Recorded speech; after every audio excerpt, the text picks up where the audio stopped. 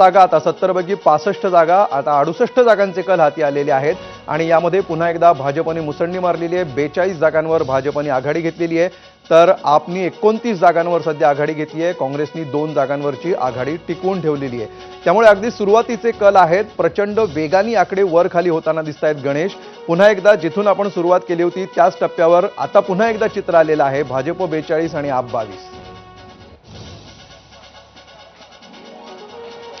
27 वर्षांनंतर भाजपला बहुमताचा आकडा या कलांमध्ये गाठता आला, हे महत्त्वाचं आहे। माझ्यासोबत एक आम आदमी पार्टीचा हा कार्यकर्ता आहे, नांदेडचा आहे आणि इथे प्रचार करतोय। किती दिवस प्रचार करतोय? मागच्या 25 दिवसापासून आहे मी इथे आणि मी नागवेंद्र गणेश नांदेडहून आले।